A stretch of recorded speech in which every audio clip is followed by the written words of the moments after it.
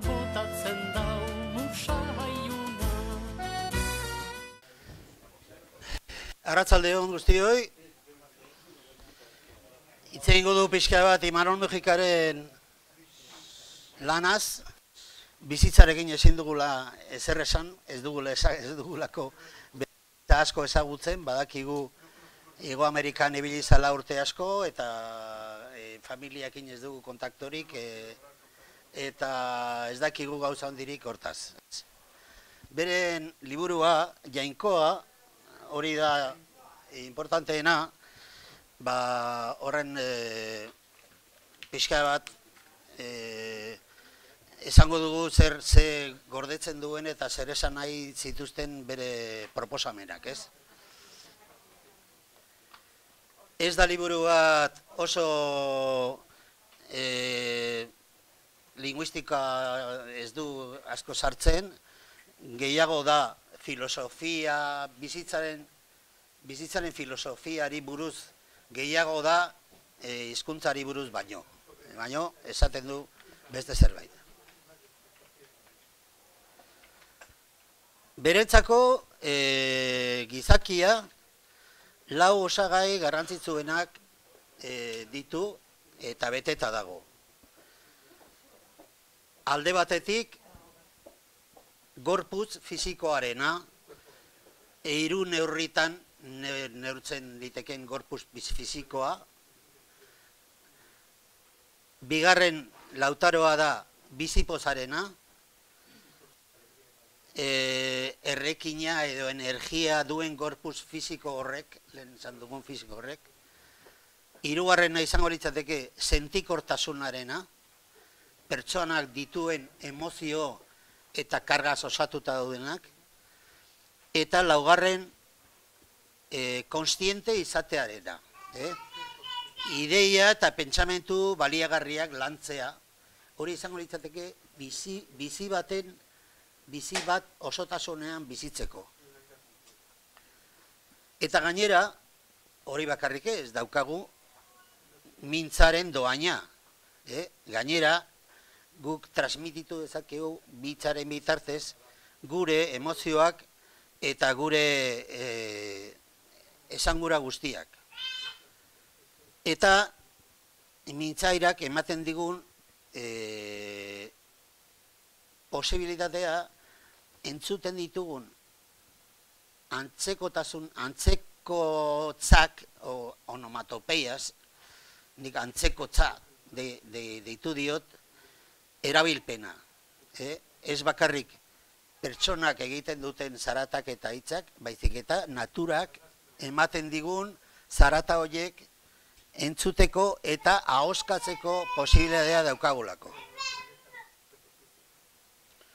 Hori guzti hori egiteko, bera sakontzen du pixka bat historian eta esaten du ikurra dela oso garrantzitsua gizartearentzat.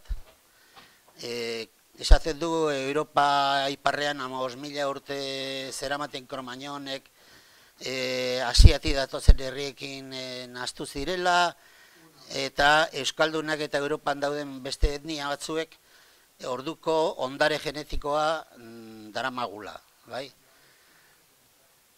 Eta ez da ondarea materiala, baizik eta naturaren memoria dela gordetzen duguna. Gainera esaten du, memoria eta iragana ez duenak, ez du ez orainaldirik, ez etorkizunik eta ezer.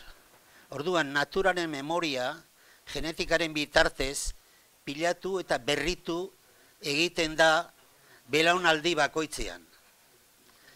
Eta hori gordetzen jakin behar dugu. Lege natura hori jarraituz gero, etzen, hemen sartzen da politikan, etzen arazorik izango, esaten du. Lege naturalak jarraitzen baditugu, etzen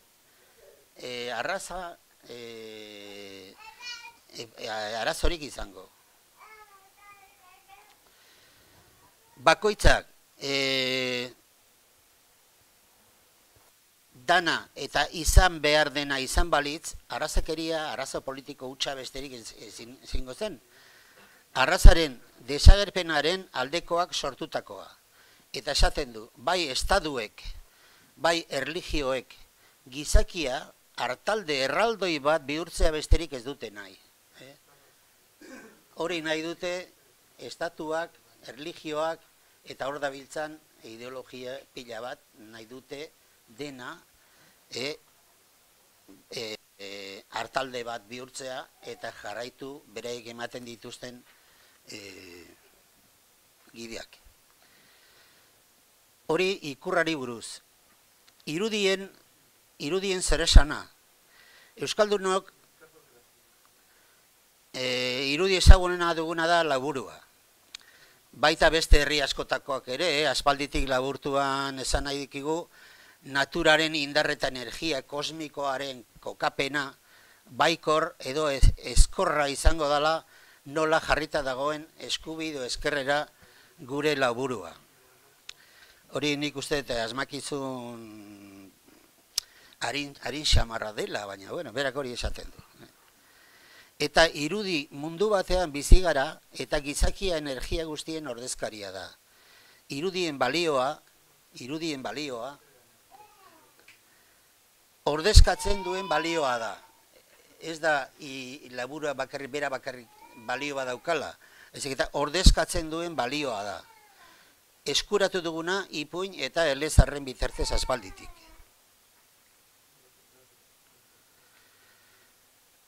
Lehengo hizkuntzak esaten du erro propioak izan dituztenak, natura vibrazioaren soinuak hitz bihurtuta zituztenak dira. Hizkuntza, hasierako hizkuntzak ez dira naturak ematen digun vibrazioen soinua besterik ez. Vibrazio horiek naturaren goiko legetik, beste asmakizun bat, goiko legetik sortutakoak gizakiak itzuli eta bereganatzen ditu ahoskatzeko gero. Eta jarraitzen du baieztatzen. Antzingarako hizkuntzak berezko sustraia dituztenak soinu oinarriak dituzte. Soinuak. Hitza soinua da. Horregatik vibrazio naturaletan aurkitu behar dugu euskararen sorrera.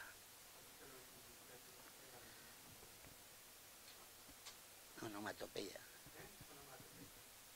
Edo antzeko hotza.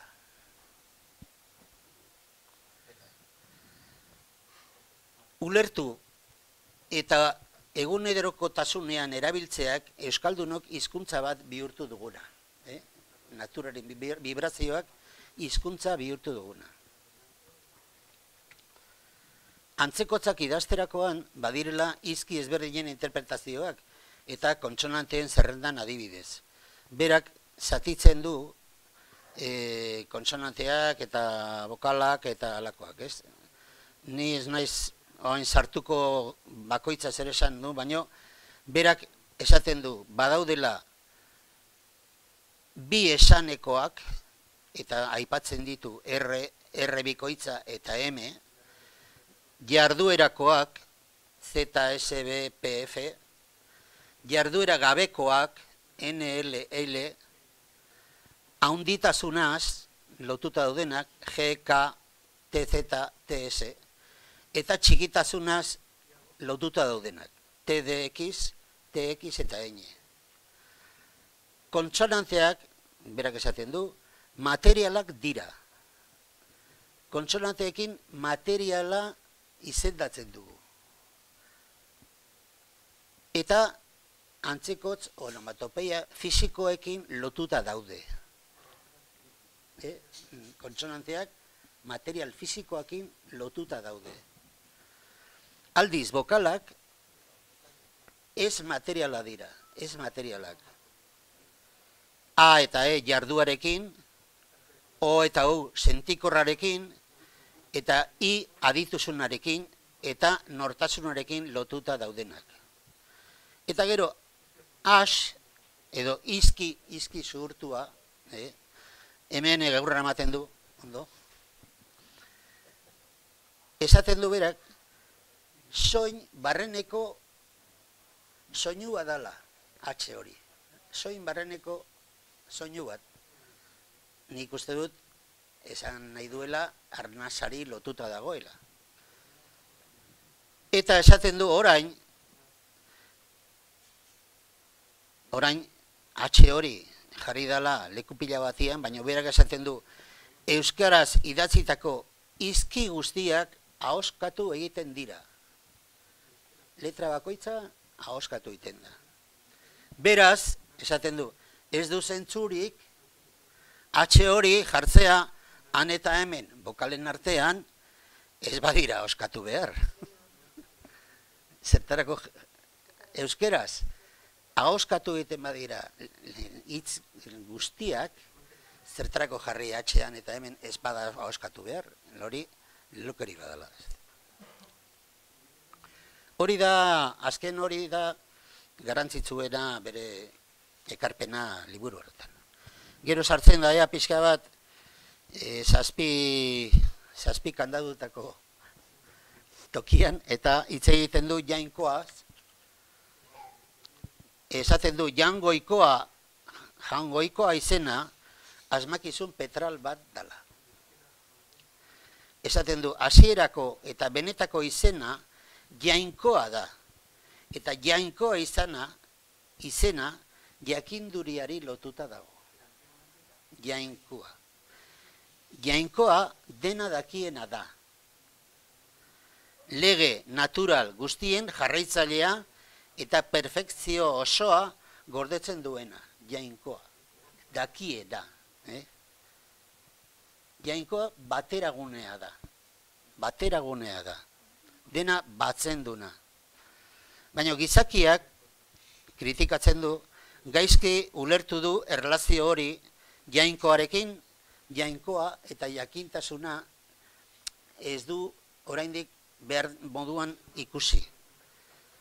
Gainera jainkoa gizarteak erlijioa eta politikak eta hori ekarri duguna da giza irudi moduan ikusi dugula, ez? Jainko bat gu margotu dugu behartasun materialekin, autoibila, aurpegia duena, besoa, begiak, eta gure bete beharren konpute izatea gainera erabaki dugu jainkoa izatea, ez? Gizarteak jainkoa sortu ditu beren neurrira. Asmatu indugu jainko bat, guri komen zaigun jainkoa asmatu indugu, gure alde eta gure bete beharra betetzeko. Orduan esaten du, bateragunea satitu egin dugula, neurrietan jarri, neurririk ez duenean harreman horrek inongo neurririk ez badu. Jainkoak ulertu nahi ez dituen lege eta arazoei zentzu bat emateko asmatu dugu jainkoa. Erlijio askotan ikusten den bezala. Kabalan, kristau edo musulman, bere profeta aditu eta jakintzuekin.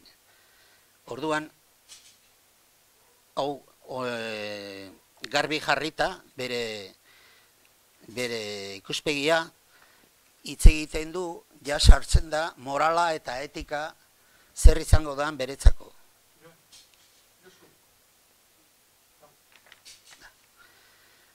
Esaten du, ume txikiak oso egoista dira. Beretzat ona dana beretzat, umeentzako, denentzako ona, pentsatzen dute denentzako dala ona, ez?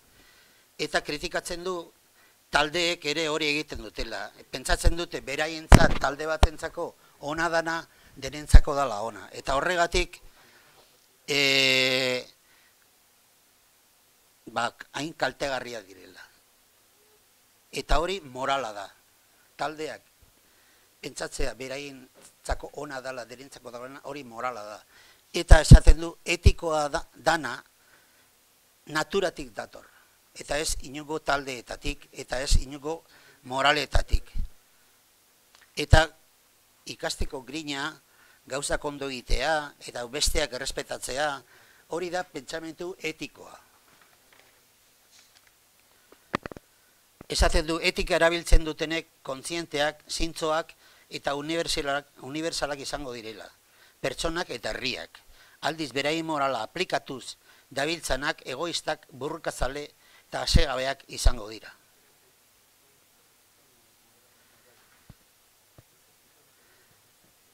Beste ikuspegi badauka gizartearena. Gauden garaian, hainbeste teoria eta doktrina artean gizasemeak bere idea eta nahien bitartez bizi eta pentsatzu behar du. Bizi behar dute elkarrekin, bai, baina bakoitzaren nortasunaz. Taldean, bai, baina taldearekin bat egin gabe. Taldekide egiterakoan berekoia bihurtzen gara eta beste guztiak berekoi bihurtzea nahi izaten ditugu. Eta azkenengo atala esaten du, argi dago, oraingo gizarte modernoak ez duela benetako oinarriak, ez du ulertu lehengo, oraingo eta etorkizuneko denborak lotua daudela, eta horiek eman diguten ondare genetikoa ezin dugula ahaztu. Gizarteak ez direla berdinak eta bakoitzaren ezaugarriak gorde behar direla. Eta ez dala arrazakeria berri izaten du, hala egitea, berdintasuna ez dan moduan, denak gauza berdintsuak egitera behartzea. Eta oreka beharrezkoa da, gizartea eta bizitza elkarrekin, etika batekin. Oposaketak orekatzea izan behar da gizasemearen lana. Pentsamentua eta hitza. Kontzientea eta adimena, espiritua eta materiala, barnekoa eta kanpokoa, orekatu egin behar dugu. Memoria biologikoa denona da, kontzientea bakoitzarena.